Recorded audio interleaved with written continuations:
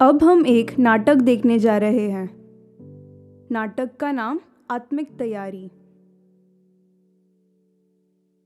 Sharon और अक्सा एक दूसरे के अच्छे दोस्त थे। ये दोनों भी बातचीत करते करते मार्केट की तरफ से घर की ओर जा रहे थे।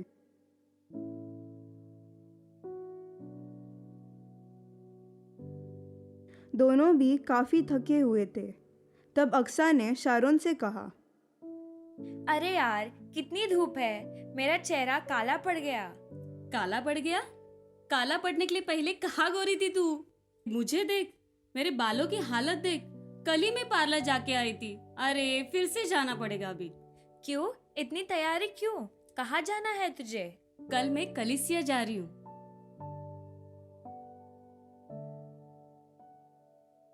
अरे घर आ गया। आप चाय पीने के लिए आ रहे हो क्या? नहीं, मुझे देर हो जाएगी। मैं चलती हूँ। Okay, bye then. Bye. Sharon घर के अंदर जाती है और देखती है कि उसका घर का सामान बच्चों ने तीतर बीतर कर दिया था। तब ये सब देखकर शारोन बहुत गुस्से से नौकरानी पर चिल्लाती है, कौशल्या, कौशल्या कहाँ है तू? ये क्या है? घर का क्या हालत बना रखा है तूने? उठ और ये सब साफ कर। ए कौशल्या, उधर कपड़ा पड़ा है, वो उठा ले। कितना काम पड़ा है मुझे। पार्लर जाना है, स्ट्रेटनिंग करवानी है, घर का काम पड़ा है, कल कौन सा ड्रेस डालना वो काम करना है। अरे बाप रे, कब सब होगा? गॉड, सब कुछ जल्दी जल्दी होना चाहिए। मेरे इयररिंग्स किधर गया? मेरे शूज मैंने देखा नहीं कल 2 दिन से। कब ये काम होगा? कौशल्या, कौशल्या, एक कप चाय देना मुझे।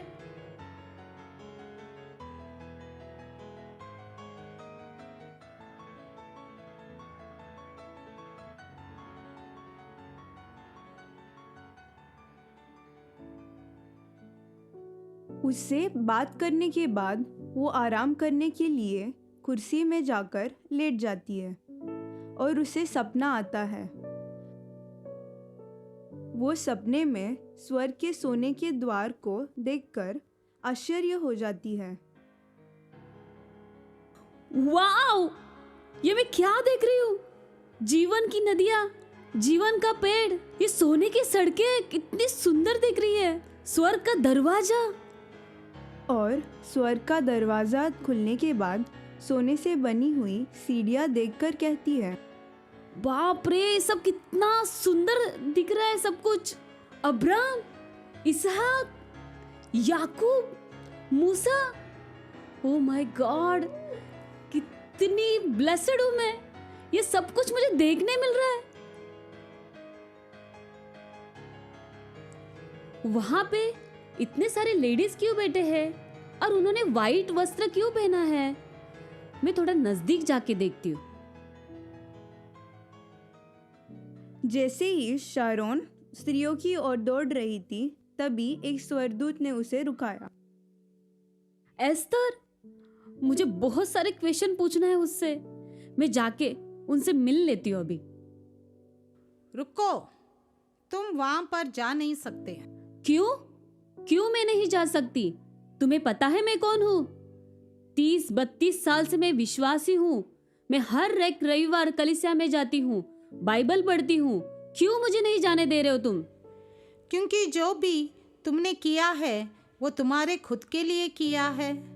पर तुम जिस एस्तर के पास जा रही हो, उसने अपने देश के लिए उपवास किया और अपने लोगों को बचाने के लिए अपनी जान जोखिम में डाला था।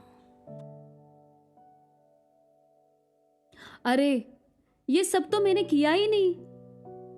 मैंने तो सिर्फ मेरे परिवार के लिए, मेरे खुद के लिए, मेरे स्वार्थ के लिए मैंने हमेशा काम किया। बट मैंने कभी लोगों के लिए काम किया ही नहीं। क्या मैं रूथ के पास जा सकती हूँ? रूथ के पास तुम वहां भी नहीं जा सकती।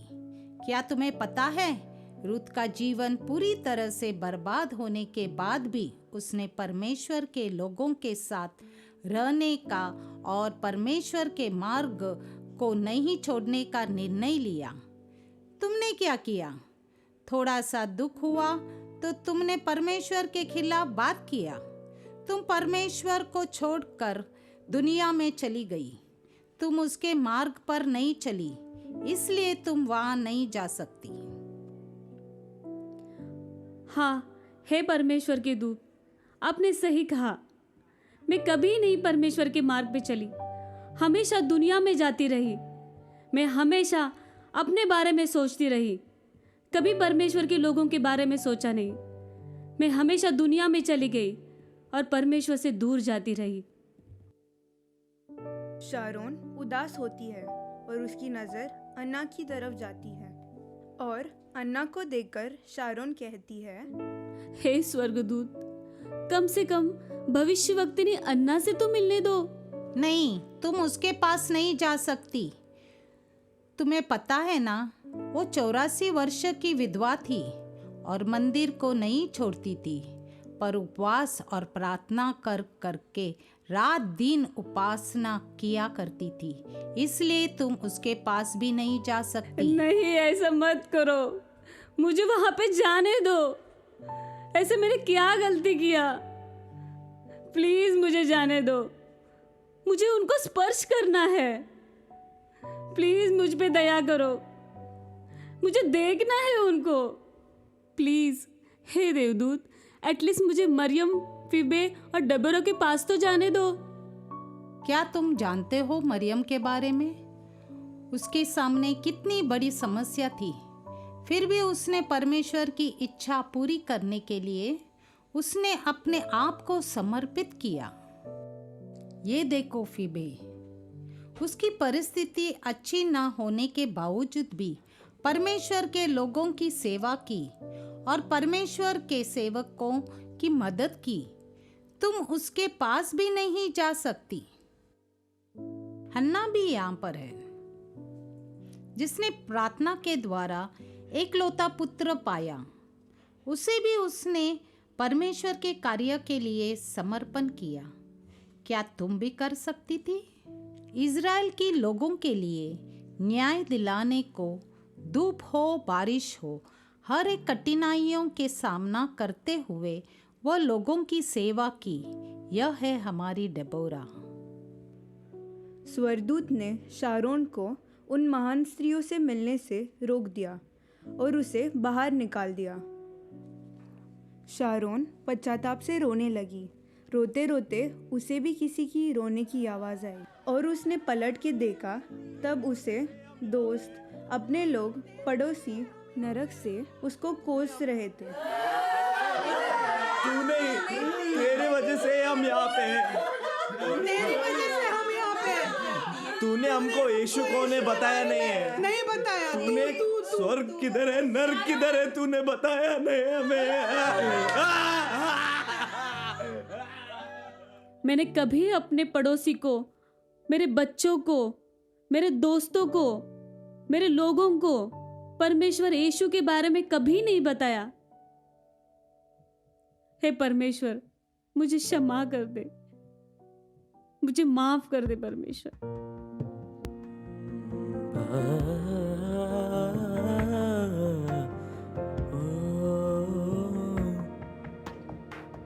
जब तक मेरे नजरे है इस्तेमाल कर, जब तक मैं सुन पाऊँ इस्तेमाल कर, जब तक मेरे नजरे हैं इस्तेमाल कर, जब तक मैं सुन पाऊँ इस्तेमाल कर।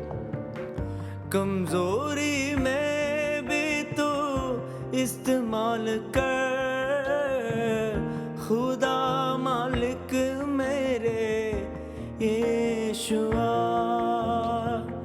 कमजोरी में भी तो इस्तेमाल कर, खुदा मालिक मेरे यीशुआ। इस्तेमाल कर यीशुआ, तेरे हाथों से मुझे इस्तेमाल कर मुझे, है खुदा, तेरे हाथों से मुझे इस्तेमाल कर। पुकारा मुझे, प्यार पाया है मैंने, तेरे हाथों से मुझे इस्तेमाल कर। बुलाया मुझे तूने, प्यार किया है मुझे, तेरे हाथों से मुझे इस्तेमाल कर।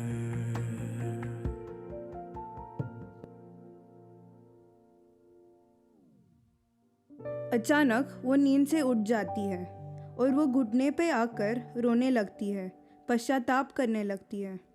हे परमेश्वर, इसके आगे तेरे राज के लिए, तेरे सुसमाचार के लिए, तेरे लोगों के लिए मैं जीऊंगी, तेरे लोगों के लिए मैं प्रार्थना करूंगी। और परमेश्वर, हमारे जीवन से तेरी महिमा होगी और तेरा राज्य आगे बढ़ाऊंगी। और यदि तुम उस पिता को पुकारते हो जो किसी का पश्चाताप किए बिना हर एक के कर्म के अनुसार न्याय करता है, तो इस संसार में अपने समय को भय और श्रद्धा के साथ बिताओ, क्योंकि तुम जानते हो कि तुम्हारा छुटकारा सोने या चांदी जैसे नाशवान वस्तुओं से नहीं हुआ, जो तुम्हें तुम्हारे पूर्वज से मिली व्यर्थ की जीवन शैली से बचा सके, बल्कि यह मसीह के अनमोल लहू से हुआ है, जो एक निर्दोष और निष्कलंक मेमने के समान है।